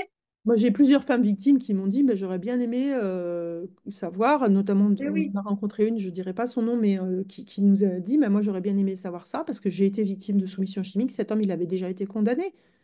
oui. Non, en fait, il n'y a pas de...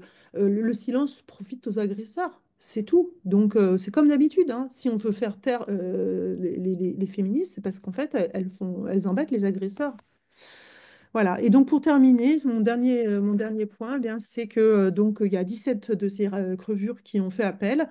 Et donc, il y aura un appel l'an prochain, jugement aux assises de Nîmes, sauf que le tribunal de Nîmes n'est pas du tout adapté. Et donc, ça va se passer à Avignon. Voilà. Voilà, j'ai fini. Ben, merci J'ai beaucoup. Il y a eu presque plein tenu le timing. de... Non, non, mais vraiment, il y a eu plein de commentaires de femmes qui ont dit... Enfin, vraiment, merci, merci beaucoup. C'était vraiment... Et il y a plein de questions. Déjà, il y a des questions sur... euh, que- que- est-ce que les avocats qui ont fait des choses quand même... Enfin, qui sont venus agresser, qui ont eu des comportements complètement délirants, est-ce que ils vont être sanctionnés par l'ordre des avocats? Est-ce que tu sais ça? Alors, pour Nadia El Bouroumi, on a donc nous dans notre groupe Guylaine, je ne sais pas si elle est présente ici, mais qui s'est occupée de déposer une plainte auprès du bâtonnier. Donc oui. Pour Brouchy, celui qui est venu nous dire mon client est libre, il vous dit merde, les tricoteuses. Là, c'est Valentine qui a écrit. Donc là, il a des ennuis actuellement. En plus, on lui a fait une petite vidéo sur Instagram, on s'est bien marré. Ouais, qui est très drôle. Voilà, parce qu'en fait, à un moment donné, il faut savoir rire aussi de ça, parce que sinon, on pleure tout le temps. Non, mais sinon, non, en fait, je pense que pour certains, et notamment pour Nadia El Bouhoumi, c'est un moyen de gagner une clientèle, en fait, clairement. Mhm. Euh, Clairement, je pense qu'en fait, elle cible un certain profil dans ses clients. Ils ont Oui, beaucoup d'argent, ces clients, parce qu'ils trafiquent beaucoup. Et du coup, ben, voilà, c'est sa stratégie. Ben, enfin, les avocats n'ont fait.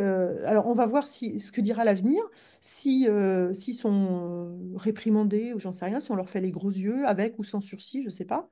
En tout cas, moi, ce que je pense, c'est qu'il faut que la loi, elle change et que la loi, elle n'autorise pas ça.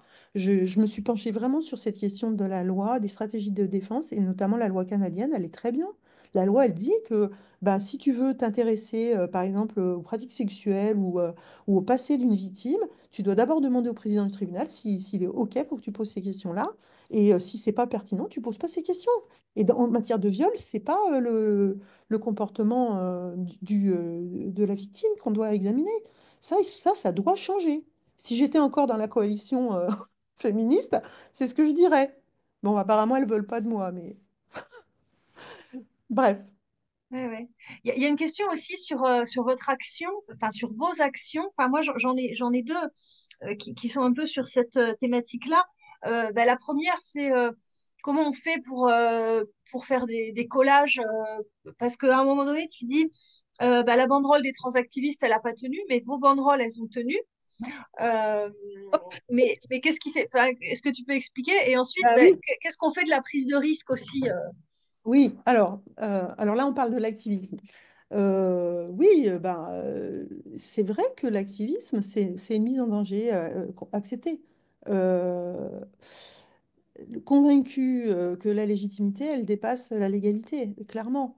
Euh, la banderole, si tu la mets en plein jour, et si quand le policier il te dit faites ça, tu dis oui, monsieur le policier, t'as beau faire partie de la jeune garde, t'es qu'un plouc. Nous, on y allait au milieu de la nuit et on faisait en sorte que ce soit pas retirable, c'est tout. Je veux dire, à un moment donné, et puis voilà. Si tu te prétends être un anti-femme et que dès que le policier te fait les gros yeux, tu te chies dessus, ben, va falloir que tu apprennes à militer autrement, quoi. C'est tout. Oui, oui, parce qu'ils se prétendent antifascistes, hein, Oui, parce c'est ça. Non, non, mais on est qu'ils ne le d'accord. sont pas. Oui, oui, non, Comme mais tu dis, ça, quand ça tu me te fait marrer, prétends. ouais. Ça me fait marrer. On Et leur a tu le dit, dis bien, retirez ouais. la banderole, sinon vous allez avoir une contravention. Oh, pardon, pardon, on va retirer. Non, mais nous, c'est pareil pour les collages et tout ça. Alors après, il faut Et quand en même, plus, c'était hors propos, sur leur, les je comprends collages, même pas leur. alors, sur les collages, pour dire les choses, les collages, c'est illégal, évidemment. Donc, on prend un risque, effectivement, assumé. Maintenant, on a quand même comme principe de ne rien dégrader. Contrairement au trou du cul là, qui a écrit TERF sur le mur, nous, on ne tague pas, on colle avec de la colle à papier peint, ça se retire à l'eau. Donc, on ne colle jamais sur les monuments historiques, on ne colle jamais sur les belles façades qui viennent d'être repeintes, etc. On fait attention quand même à ce qu'on fait, parce qu'en fait, on a un cerveau. Résultat, c'est très très bien accepté. La population nous soutient, les gens nous soutiennent. Les gens venaient, d'ailleurs c'est très souvent que quand on colle, il y a des femmes qui arrivent et qui viennent et qui collent avec nous. Donc nous, moi systématiquement, je donne mon pinceau et les femmes viennent et elles collent. Donc ça c'est... voilà, après, il faut dire aussi que tout à fait, au début, il y a eu des collages, et puis ben, il y a eu un peu d'excès de zèle à la mairie. Ils ont tout nettoyé, je pense qu'ils voulaient bien faire, mais c'est très très mal passé, notamment il y a eu du décollage devant les caméras. Et il y a eu toute une polémique sur la mairie qui refuse les collages, nanana.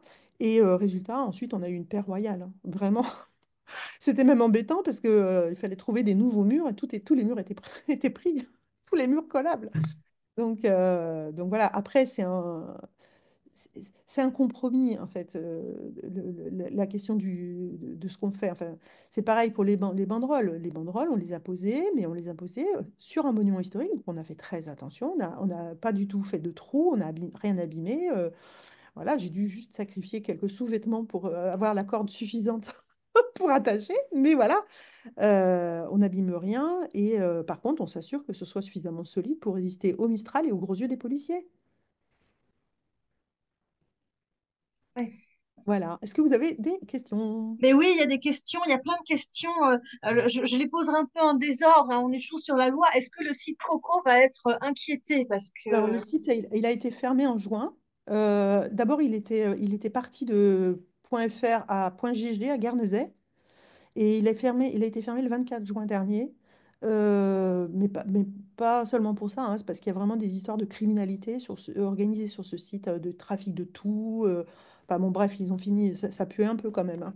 Mais chaque fois, c'est comme l'hydre à trois têtes. On en coupe une, il y en a trois qui repoussent, hein. Donc, le problème, c'est la culture du viol. Le site, c'est toujours pareil. C'est le moyen, c'est l'instrument. Mais du coup, quand même, là, ils ont une responsabilité parce que le fait qu'ils soient sanctionnés en supprimant le site, mais est-ce que les responsables vont être sanctionnés pour complicité? Euh, Ouais, non, alors c'est sûr que si on cherche les complicités, il y en a beaucoup. Elles sont massives. Ben là, en plus, ils avaient déménagé à Guernesey, hein. Donc, non. En fait, oui, non. Ils risquent ouais. rien. Mais en fait, enfin, on vit quand même dans un pays où il y a des millions de contenus pédopornographiques et personne n'est inquiété. Donc, enfin, non. Voilà. Enfin, moi, j'en suis au point, enfin, alors c'est un peu l'argument qui fait froid dans le dos, mais j'en suis au point de dire, mais les femmes, si on ne nous fait pas justice, faisons justice nous-mêmes. C'est terrible, hein. C'est terrible. On a envie de croire dans les institutions J'y qui crois sont plus du tout. censées nous représenter. Et c'est vrai que c'est très compliqué, hein. Ouais, Notre procès, j'y crois plus. ouais, c'est fou. Il y a des questions, alors c'est un autre thème, mais tu parlais à un moment donné du fait qu'il y a des femmes qui vous ont demandé du soutien, Oui, notamment des compagnes de violeurs. Et oui. sur quoi ça portait ces demandes de soutien? Est-ce que tu peux nous en parler? C'était essentiellement du soutien moral. Alors déjà, pour leur expliquer comment ça fonctionnait au tribunal, parce qu'elles n'étaient jamais venues, donc elles voulaient savoir où elles allaient mettre les pieds, des choses très très concrètes, c'est qu'est-ce que je peux amener, pas amener, à quel endroit je me présente, c'est dans quelle salle, et puis comment, à quel moment je vais parler, enfin toutes ces questions-là que normalement on aurait dû leur développer, mais après on peut pas non plus jeter la pierre. Au tribunal. C'était quelque chose de gigantesque, hein. On est sur un procès complètement tentaculaire. Donc, tout le monde est maltraité dans l'affaire, y compris les juges, je pense. Et donc, ces femmes, elles avaient vraiment juste besoin de soutien moral, d'un peu de conseils, et puis de savoir qu'au moment où elles allaient sortir, eh ben, on serait là, quoi. C'est ça c'était juste ça, en fait. C'était pas plus que ça. Il y en a une pour laquelle on a un peu plus donné des conseils parce qu'elle voulait témoigner anonymement, etc. Bon, mais voilà, non, c'était pas vraiment du. Enfin, je dirais que c'est vraiment à la portée de n'importe qui de faire ça. Chacune d'entre nous, on peut faire ça, hein. On peut aller au tribunal soutenir une femme qui est victime et qui est toute seule. Vraiment. Et En fait, on n'a rien fait d'extraordinaire, hein. C'est vraiment, on était là, c'est tout, quoi. oui, oui, ouais, c'était. Mais de toute façon, c'est clair que ça doit être. Enfin, elle le découvre de cette façon-là, mais ça doit leur faire un choc. Ah, c'est-à-dire qu'en plus, ces femmes, elles ont été, pour ça, enfin, normalement, elles auraient dû toutes avoir le même protocole, c'est-à-dire un prélèvement de cheveux pour savoir si elles avaient été elles-mêmes victimes de soumission chimique. Et malheureusement, il y a eu des ratés, et notamment l'une d'entre elles, on est certaine qu'elle a été soumise chimiquement, mais la police n'a pas fait le prélèvement de cheveux, donc il n'y aura jamais de preuve en fait. Donc voilà, c'est compliqué. Ben, il y a une question aussi sur Caroline, euh, que, enfin, enfin, moi j'ai entendu, il me semble que Caroline, il n'y a pas eu de test, parce qu'on peut faire des tests, notamment sur les cheveux, etc. Et qu'en fait, il n'y a même pas eu de test. Et il y a une question aussi sur ben, parce que tu disais que ça avait été compliqué, parce qu'effectivement, c'est la grande oubliée, hein, Caroline. Et quel est le. Est-ce que tu peux nous parler du point de vue de Gisèle sur Caroline si. Oui, bon après, je ne veux pas rentrer trop dans les histoires qui leur appartiennent, Oui, mais Caroline, elle est victime et elle est aussi la fille de la victime. Et en fait, c'est difficile d'être la maman tout en étant la victime. Enfin, je pense que Gisèle a fait de son mieux pour, par rapport à sa fille, mais que c'est un mieux qui est insuffisant. En fait, les mères, elles doivent protéger leurs enfants. Et quand ça, même adultes, et enfin, là, c'est la mère qui s'exprime, hein. Et s'il arrive quelque chose d'horrible à notre enfant, ben, en fait, euh, déjà, la première chose, c'est de se sentir désolé de ne pas avoir pu empêcher ça. Enfin, en tout cas, moi, en tant que mère, là, je m'exprime. C'est vraiment ça que moi, je dirais à ma fille. Et je pense que au moment où Gisèle, elle a été complètement enfouie dans ce maelstrom, elle n'était pas en état d'aider sa fille. Pourtant, elle l'a protégée. Par exemple, quand c'est elle, c'est terrible, hein, le 2 novembre 2020, quand elle a eu l'information, enfin bon, bref, je vous passe les détails, c'était vraiment cataclysmique. Le soir, elle a téléphoné à ses enfants, Gisèle, pour les informer. Et elle a donc appelé d'abord son gendre pour qu'il soit présent avec Caroline en lui disant, j'ai quelque chose à dire à Caroline, il faut que tu sois là. Donc, elle a vraiment fait enfin, de son mieux, je pense, pour protéger sa fille. Mais je pense que sa fille soit victime, c'était au-delà de ce qu'elle pouvait accepter. Voilà, tout simplement. oui, oui. Et d'ailleurs, il y a une question sur est-ce qu'il y a des suivis psychologiques pour faire face à ces horreurs? Est-ce qu'il y a des choses qui ont été mises en place Oui. Eh ben, en fait, Gisèle, elle était en permanence accompagnée par une femme juriste et psychologue de la MAV, donc l'Association de médiation et d'aide aux victimes, donc une femme qui n'était là que pour elle, qui lui a permis en permanence enfin, d'être soutenue, de se sentir soutenue. Et je pense aussi qu'on peut vraiment également reconnaître ça à ses avocats qui ont fait vraiment un travail remarquable. Vraiment, vraiment. Même pendant les déambulations, traversées, etc., ils l'ont vraiment protégée. Je sais aussi qu'elle a un traitement, enfin un suivi psy. Parfois, elle a raté quelques lundis parce que c'était le lundi ses rendez-vous. Bon, bref, maintenant ça lui appartient. Et je pense qu'on peut, enfin, j'imagine qu'on doit pouvoir s'en sortir sans, mais qu'avec c'est mieux quand même. Voilà, en tout cas pour moi, avec c'est mieux. Oui. Oui, parce qu'après, comme tu disais, il y a aussi le traumatisme vicariant. Et là, il y a une question justement à l'inverse sur la victimisation des agresseurs. Alors, à un moment donné, tu Ah disais là que là. ils disaient qu'ils étaient victimes Oui. de Dominique, bon, victimes de Gisèle et victimes de Caroline. Alors, est-ce Oui. que tu peux dire comment, enfin, moi, enfin, mais comment Ouais, ils non, ont mais là, pu enfin, c'est tourner leur sordide, truc hein. dans leur tête pour dire ça? Alors, il y en a un, c'est Redouane El Farid, le dernier jour. Quel trou du cul celui-là. Il a sorti toute une théorie comme quoi c'est Caroline qui aurait organisé ça. Enfin, mais le gars, il délire, hein. C'est un Ah oui, complot. délire, ouais. Non, mais c'est bon, c'est aussi l'infirmier, anesthésiste, machin. Je croyais qu'elle était morte et tout ça. Donc, et c'est aussi l'adoption internationale. Tu vois, il y a du lourd. Bon, ok. Par rapport à Gisèle, enfin, vraiment, ils ont scruté les vidéos. C'est-à-dire que, oh, mais regardez, là, il y a un mouvement du bassin. Ou Ah. voilà, voilà. Donc c'est bon, je vais pas développer plus. Mm, Mais mm. voilà, elle ronfle là. Elle ronflait. Mais il y a un mouvement du bassin, c'est donc en fait elle dort pas. Donc voilà. Donc, voilà.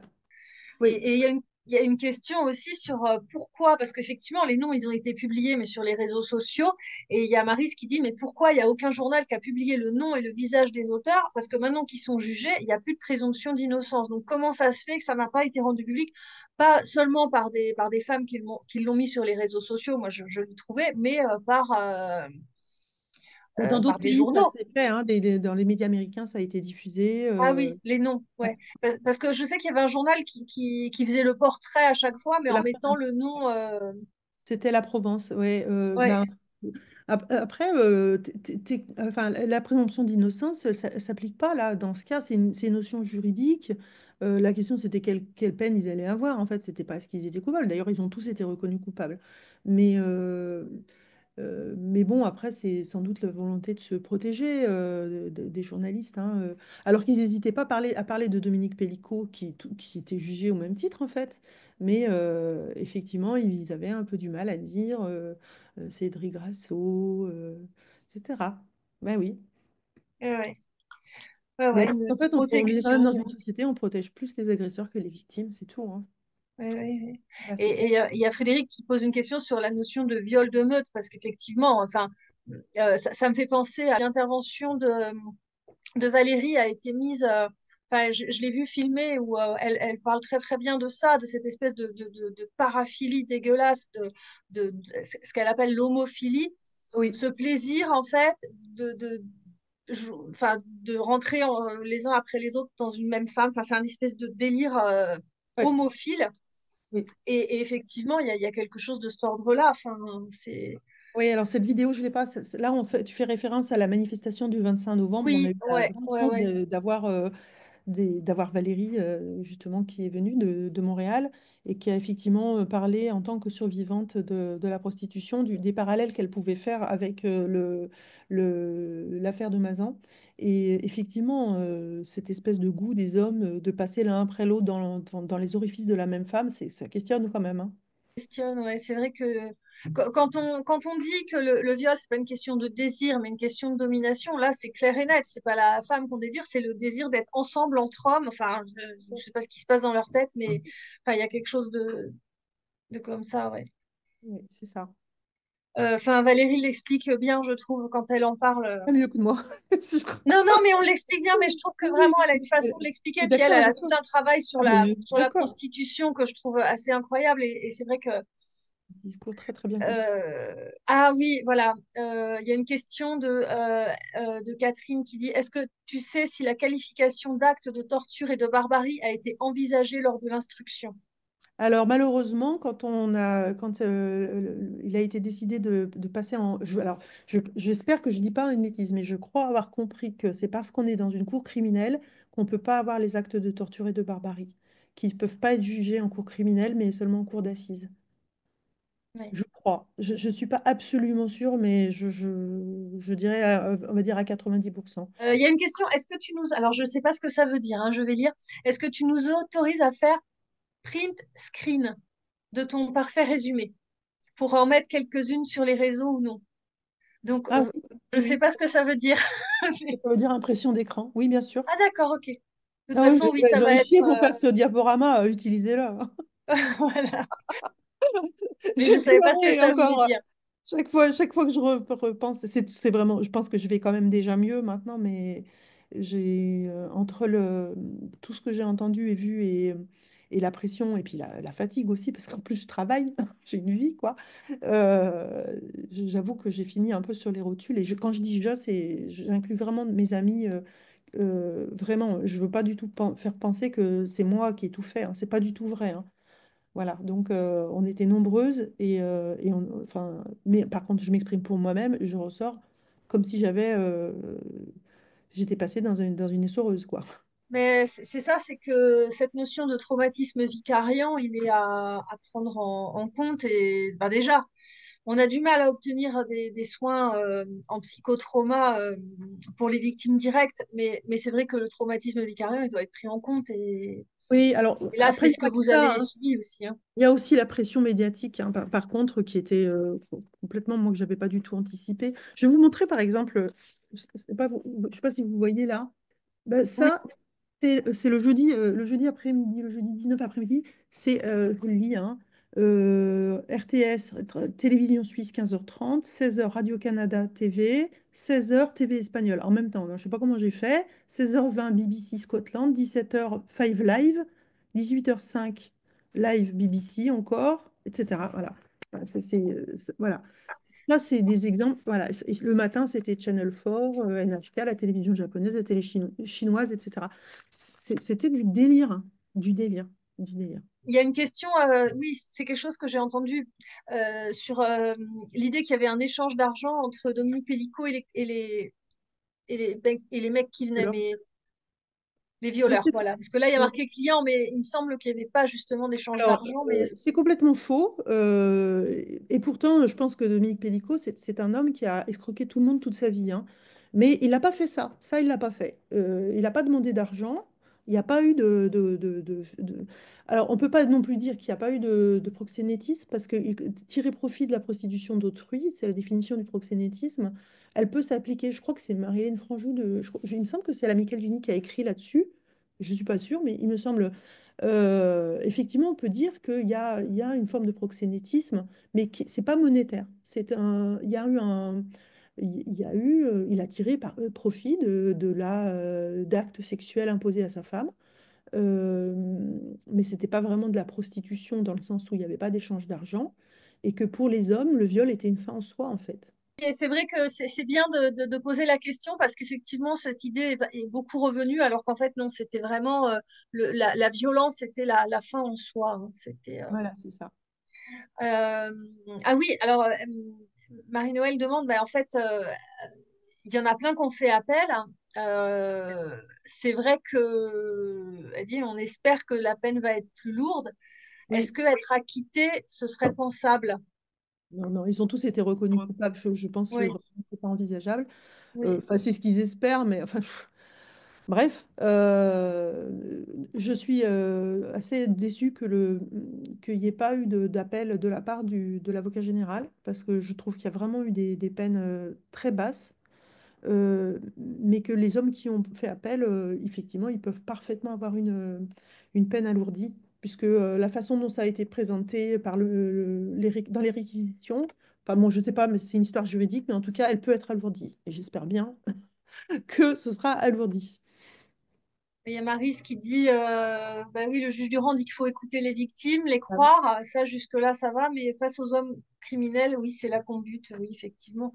C'est vrai que En fait, il faut croire les victimes et puis il faut surtout comprendre, mais vraiment, pour moi, c'est un truc aveuglant. Même le nez dans le caca, il continue à me dire, j'ai pas violé. Il y a une vidéo, le gars, on le voit, il est en train de violer une femme. Tout le monde le voit, il y a 100 personnes autour de lui qui voient, tout le monde voit, et il dit non, je n'ai pas violé. Donc, euh, les violeurs sont des menteurs. Ouais. Ça semble logique en plus, hein. Enfin, je veux dire, c'est pas non plus, c'est un peu une tarte à la crème que j'annonce là. Mais il faut arrêter de penser que quand un gars, il a violé une femme, il pourrait dire la vérité. Bah, là, le seul moment où Dominique Pellicot dit la vérité, c'est quand il peut pas nier. Il a Ah, été oui, filmé. oui. Enfin là, il y a les preuves. Mais c'est vrai que Oui, oui, parce il y a des choses, il y a eu enfin bon, je vais pas revenir sur tout, mais il y a eu notamment, il avait un complice, Cédric Grasso, il lui a donné les médicaments, une petite fiole avec les médicaments, etc. Ils sont allés ensemble à Aix-en-Provence euh, pour faire donc sur sa femme à lui, enfin sa compagne à lui, ce qu'il avait fait à Gisèle. Et après, ils disent que bah, finalement, ils ne sont pas allés parce que tout est prouvé. Mais, et le téléphone, ils ont borné ensemble à l'entrée de l'appartement, mais ils disent tous les deux, par exemple, qu'ils ont pas, ils sont pas rentrés, qu'ils l'ont pas fait. Parce qu'il n'y a pas de preuves. Donc, oui, oui, c'est ça. Et puis il y en a qui disent j'ai pas violé parce que j'avais pas l'intention. Enfin, c'est complètement. Ouais. Bon, il y a une question, alors que j'ai pas tout à fait compris, mais sur la misogynie qui, qui se perpétue par le traumatisme des femmes, hein. J'ai pas tout à fait compris la question, mais moi, je pense que là, clairement, oui, Andrea Dworkin en parlait avec, dans son livre Les femmes de droite. Euh, une des façons de survivre quand on est traumatisé ou quand on vit dans un patriarcat, c'est-à-dire tout le hmm, monde, toutes nous, bah, c'est de se mettre du côté dans le camp de la gagne. Il y a des femmes qui disent je suis un homme, c'est oui. exactement la même chose. Et il y a aussi des femmes qui se rangent du côté des hommes, parce que c'est là qu'elles pensent qu'elles auront le moins de... Et puis c'est vrai, elles auront Oui, le c'est moins de sauf coups. qui peut. Hmm. Voilà, c'est ça. Donc c'est une stratégie, bah, c'est la stratégie du capot, quoi. Marie-Hélène qui dit bien sûr Dominique Pellicot est un proxénète, donc ça aurait été intéressant de pouvoir t'entendre là-dessus, Marie-Hélène.